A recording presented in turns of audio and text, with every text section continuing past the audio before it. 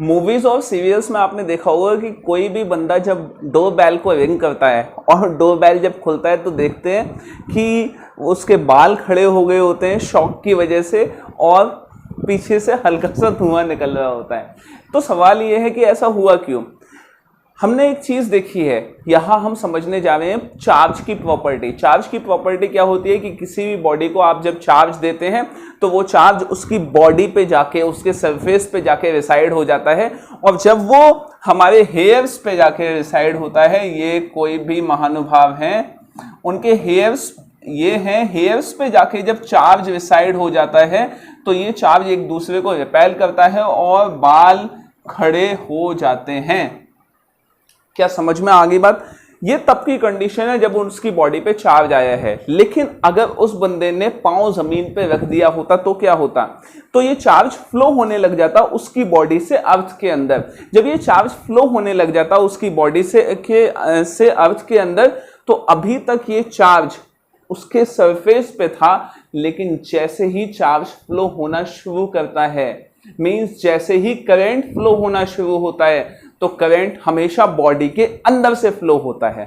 Charge हमेशा body के ऊपर रिलाई करता है, लेकिन हमेशा करंट बॉडी के अंदर से फ्लो करता है और स्ट्रेट लाइन में फ्लो करता है। स्ट्रेट लाइन का मतलब क्या है कि फॉर एग्जांपल इन्होंने कहीं हाथ लगाया तो वहां से कुछ चार्ज मिला होगा, अब यहां से करंट ये यहां से अर्थ में टच कर दिया तो पोटेंशियल डिफरेंस पैदा हो गया। तो पोटेंशियल डिफरेंस जब पैदा हो गया तो करंट यहां से यहां फ्लो होने लगा बॉडी के थ्रू स्ट्रेट लाइन में। लेकिन अब हम पढ़ने जा रहे हैं eddy currents. Eddy currents is a different topic, different type of current, एक अलग तरह का करंट है एडी करंट। वो क्या है वो समझते हैं और कैसे ये पैदा होता है वो देखते हैं। देखिए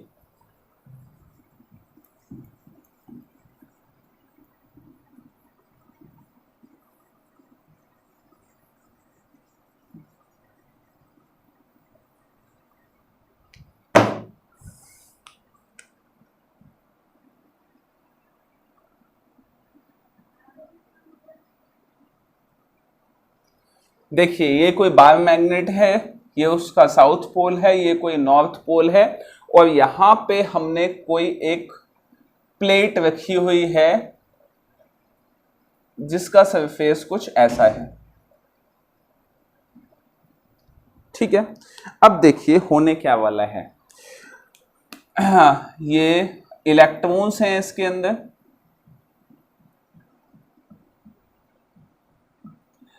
जब हम इस बार मैग्नेट को पास में लेके आएंगे, जब इस बार मैग्नेट को हम पास में लेके आएंगे तो इस प्लेट के अंदर कुछ होना शुरू होगा। अब समझिए क्या हो रहा होगा प्लेट के अंदर, कोई उस सरफेस के अंदर क्या चेंजेस आने शुरू हो गए होंगे।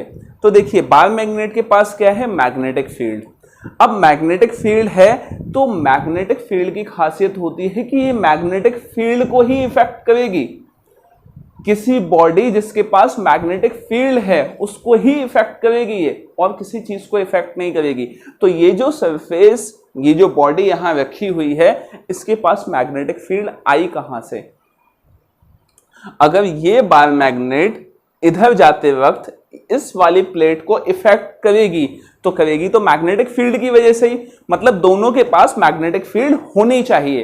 तो इस वाले सरफेस के पास मैग्नेटिक फील्ड आई कहां से, तो उसके लिए थोड़ा पीछे जाइए, इलेक्ट्रॉन के स्ट्रक्चर को समझिए, इलेक्ट्रॉन के मोशन को समझिए। इलेक्ट्रॉन मोशन कैसे करता है, वो दो तरह से मोशन करता है। एक तो वो ऑर्बिट में रिवॉल्व करता है, दूसरा वो अपनी एक्सिस पे स्पिन करता रहता है। स्पिनिंग ऑफ इलेक्ट्रॉन, इलेक्ट्रॉन जब स्पिन करता है तो वो स्पिन करता हुआ इलेक्ट्रॉन मैग्नेटिक फील्ड जनरेट करता है।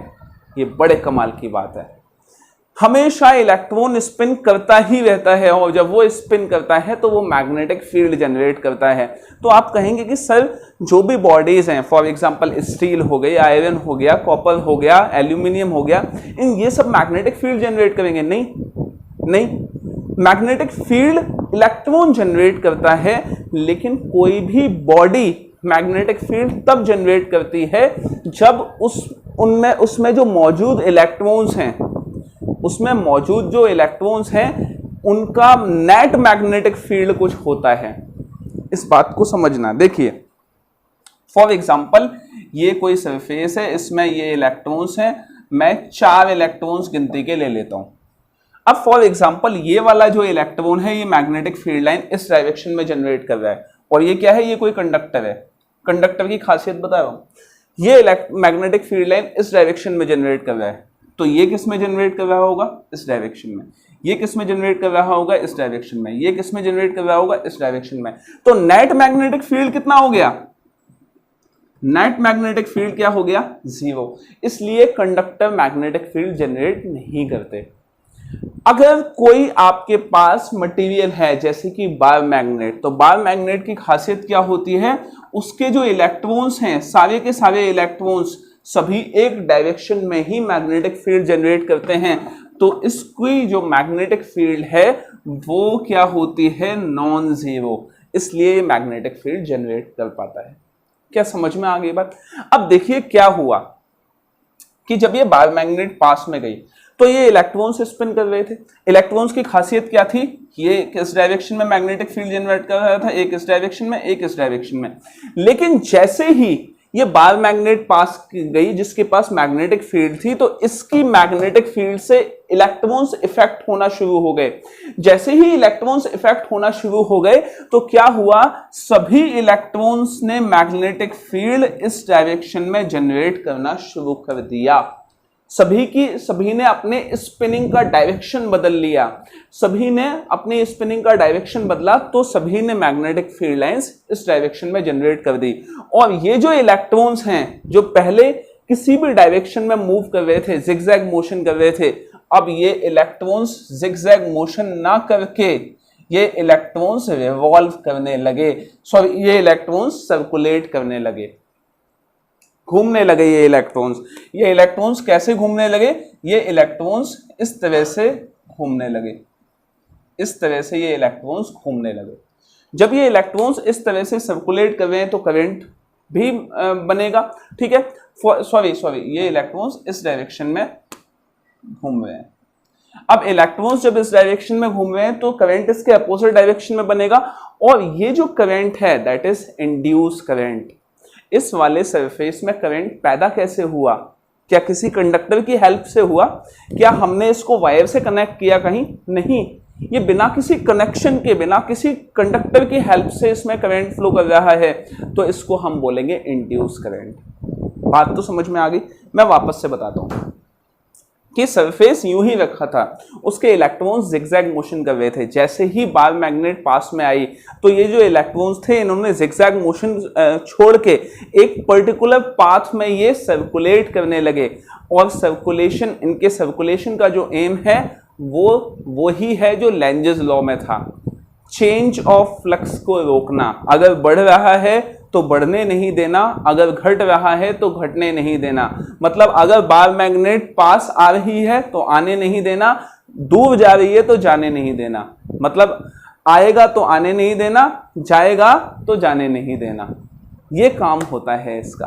तो एडी करेंट्स वो करेंट्स हैं जो सरफेस पे सर्कुलेट करते हैं। मैंने करंट की आपको अभी स्पेशलिटी बताई कि करंट की स्पेशलिटी क्या होती है कि वो बॉडी के अंदर से मूव करता है, वो स्ट्रेट लाइन में मूव करता है। लेकिन एडी करंट्स की स्पेशलिटी ये नहीं होती, वो सरफेस पे सर्कुलेट करते हैं स्ट्रेट लाइन मोशन के करने की बजाय।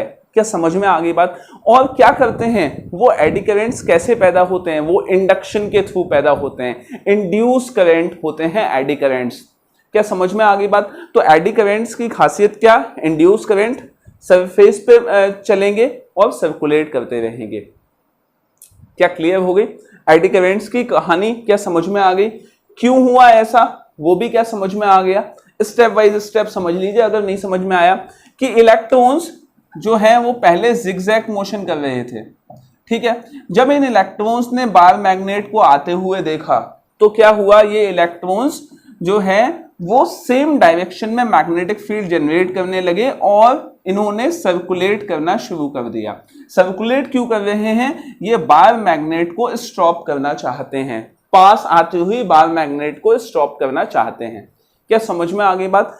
इसलिए ये चीज हुई है। अब देखिए, सबसे पहले हम एडी करेंट्स के डेफिनेशन लिख लेंगे और डेफिनेशन लिखने के बाद हम इसकी कुछ एप्लीकेशंस की भी बात करेंगे। तो देखिए, सबसे पहले एडी करेंट्स होते क्या हैं? Eddy currents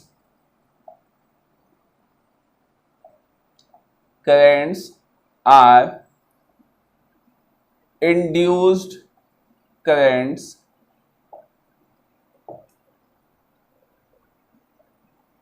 which circulates on the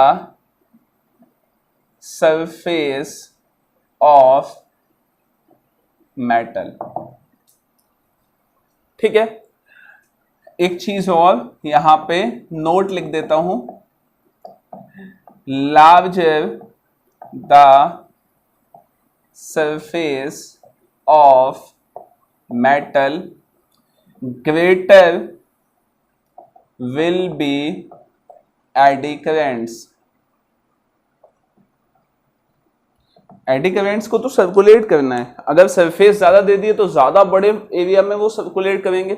समझ में आ गई बात? तो चलिए अब बात करते हैं इसकी एप्लीकेशंस की, और एक और चीज की बात करेंगे। तो देखिए एप्लीकेशंस,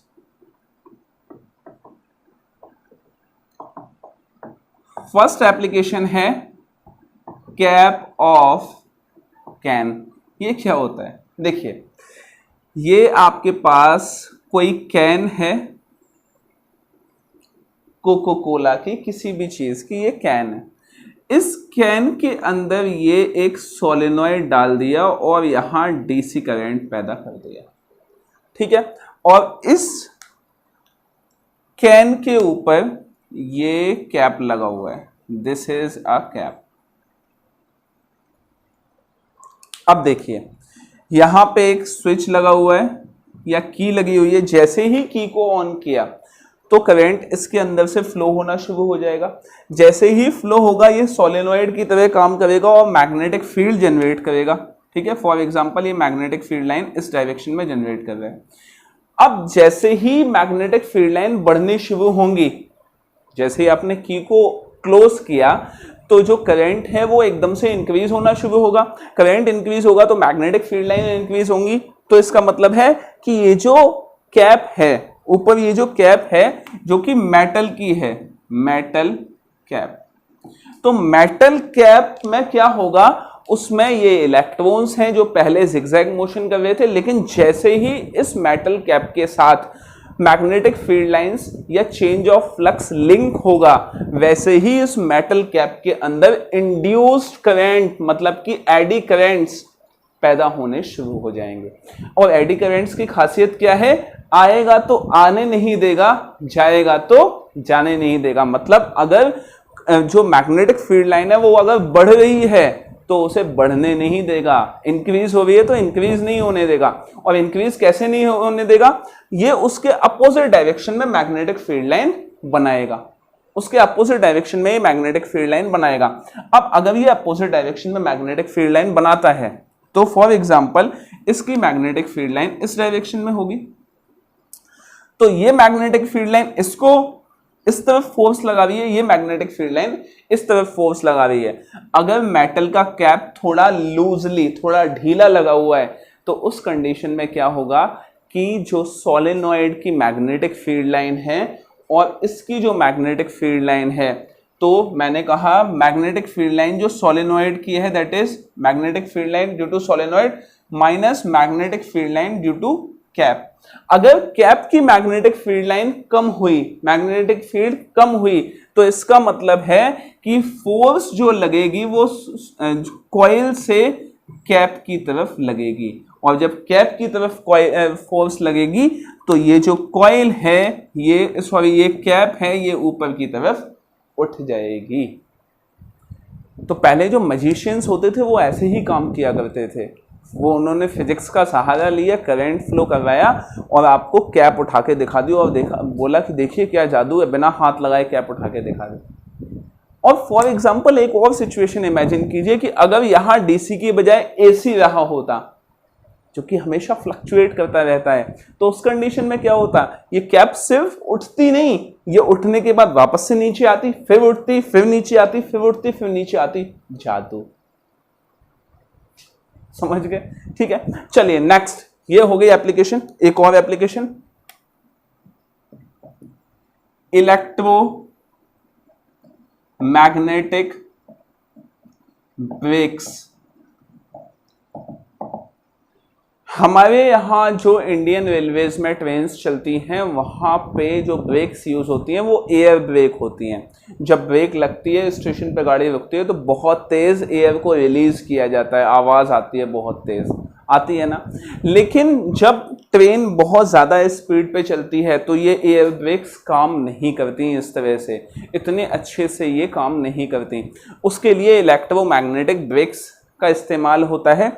वो कैसे होता है वो देखिए। फॉर एग्जांपल ये व्हील है, व्हील रोटेट कर रहा है और ये उसकी एक्सेल है, तो एक्सेल पे मैग्नेट लगा दी जाती है।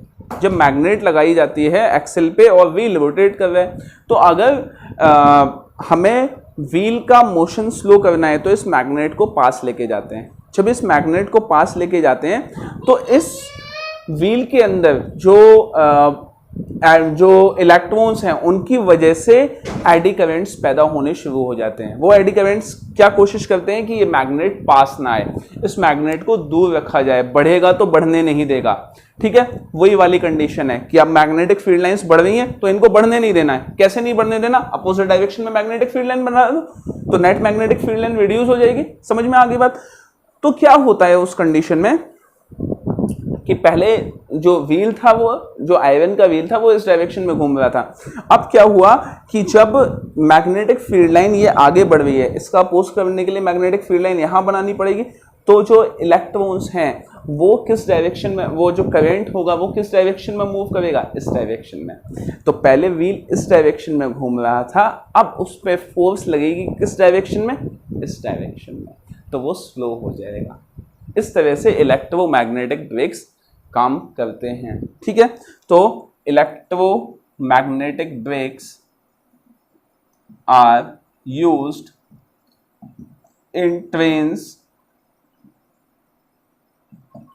to speed down the trains in significant manner.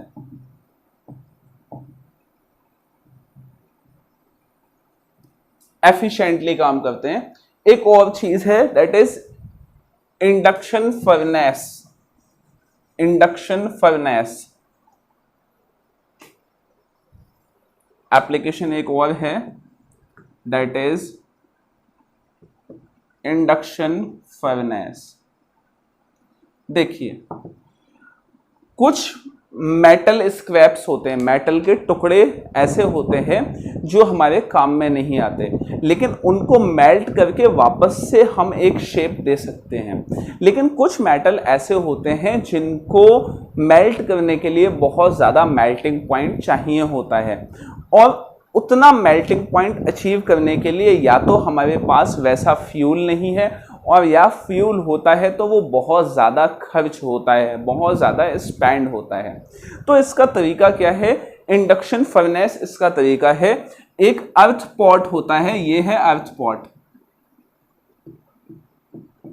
ठीक है, और यहाँ पे दो कनेक्शन के लिए टर्मिनल बने हुए हैं, और यहाँ पे एक एसी, कौन सा, डीसी नहीं, एसी करंट यहाँ पे अप्लाई किया जाता है। एसी आप नेक्स्ट चैप्टर में पढ़ेंगे, लेकिन थोड़ा आइडिया तो होगा।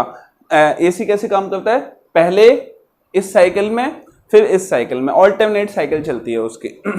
तो एसी से कनेक्ट कर दिया और यहाँ पे बहुत सारे मेटल स्क्रैप्स डाल दिए। मेटल स्क्रैप का मतलब तो समझ गए, आयरन के टुकड़े। अब देखिए क्या होता है कि फॉर एग्जाम्पल फर्स्ट साइकिल में ये वाला टर्मिनल पॉजिटिव हो गया, ये वाला टर्मिनल पॉजिटिव हो गया, ये वाला टर्मिनल नेगेटिव हो गया। तो उस कंडीशन में करंट जो है वो यहां से यहां फ्लो होने लगा।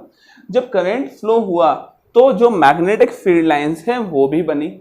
जब मैग्नेटिक फील्ड लाइंस तो मैग्नेटिक फील्ड लाइंस जब इन स्क्रैप्स से जाके लिंक होंगी, जो मैग्नेटिक फील्ड लाइंस इस करंट की वजह से बन रही हैं, वो मैग्नेटिक फील्ड लाइंस जब इन स्क्रैप्स से जाके लिंक होंगी तो इसमें एडी करंट्स बनेंगे। वो एडी करंट्स क्या काम करेंगे कि इस बढ़ती हुई मैग्नेटिक फील्ड लाइन का अपोज किया जाए। ठीक है, तो बढ़ती हुई मैग्नेटिक फील्ड लाइंस का अपोज करने के लिए इन्होंने करंट इस तरह से सर्कुलर बने, इसमें इंड्यूस हुए कि मैग्नेटिक फील्ड का डायरेक्शन मान लीजिए इस डायरेक्शन में बना, तो मैग्नेटिक फील्ड का डायरेक्शन अगर इस डायरेक्शन में बना तो करंट कहाँ, करंट इंड्यूस हुआ इस डायरेक्शन में। ठीक है, नेक्स्ट अगली ही साइकिल में इसकी वजह से ये वाला नेगेटिव हो गया, ये वाला पॉजिटिव हो गया। अब मैग्नेटिक फील्ड लाइन इस डायरेक्शन में अपोज करना है तो करंट का डायरेक्शन ये बदल गया, करंट का डायरेक्शन बदल गया। ठीक है, अब करंट का डायरेक्शन जैसे जैसे बदल रहा है और जितनी जल्दी से बदल रहा है, इनके अंदर हीट पैदा हो रही है। हीट का फॉर्मूला होता है I²RT। जैसे जैसे करंट बढ़ेगा वैसे वैसे हीट पैदा होगी, और जैसे जैसे हीट पैदा होगी ये स्क्रैप्स जो है वो मेल्ट होने शुरू हो जाते हैं। तो क्या समझ में आ गई बात? अर्थ पॉट को कनेक्ट किया AC से, उसकी वजह से बनी magnetic field line. Magnetic field line link हुई स्क्रैप्स के साथ, स्क्रैप्स में बने एडी करंट्स। एडी करंट्स बार बार डायरेक्शन उनका चेंज हो रहा है और करंट बढ़ रहा है। जैसे जैसे करंट बढ़ेगा वैसे वैसे हीट बढ़ेगी और वो मेल्ट होने शुरू हो जाएंगे। This is the function of induction furnace. ठीक है, तो यहाँ एडी करंट्स, अच्छा एक ट्रांसफॉर्मर में और एडी करंट्स बनते हैं, लेकिन वो एप्लीकेशन नहीं है एडी करंट्स की। मतलब एप्लीकेशन तो वो होती है जहां हम अप्लाई करते हैं, एडी करंट्स की वो एप्लीकेशन नहीं है। ट्रांसफॉर्मर में वाइंडिंग्स बनी होती हैं, प्लेट्स बनी होती हैं। क्यों बनी होती हैं वो प्लेट्स? कि सिंगल प्लेट जब लगाई गई थी ट्रांसफॉर्मर में, सिंगल वाइंडिंग जब लगाई गई थी, तो उस कंडीशन में हुआ क्या था कि बहुत बड़ा एरिया मिल गया एडी करंट्स को। एडी करंट्स को जब बहुत बड़ा एरिया मिल गया तो उन्होंने करंट को बढ़ने ही नहीं दिया, इसलिए उस प्लेट को छोटे छोटे पार्ट्स में डिवाइड करके उनको लैमिनेट कर दिया गया ताकि एरिया छोटा हो जाए। एरिया छोटा हो जाएगा तो एडी करंट्स कम बनेंगे, एडी करंट्स कम बनेंगे तो अपोजिशन ऑफ सप्लाई करंट कम होगा। तो ट्रांसफॉर्मर में आपने देखा होगा छोटी छोटी प्लेट्स बनी होती हैं। तो यहाँ एडी करंट्स का कॉन्सेप्ट खत्म होता है। कल हम पढ़ेंगे सेल्फ इंडक्शन। पहले तो इंडक्शन पढ़ेंगे फिर सेल्फ इंडक्शन पढ़ेंगे।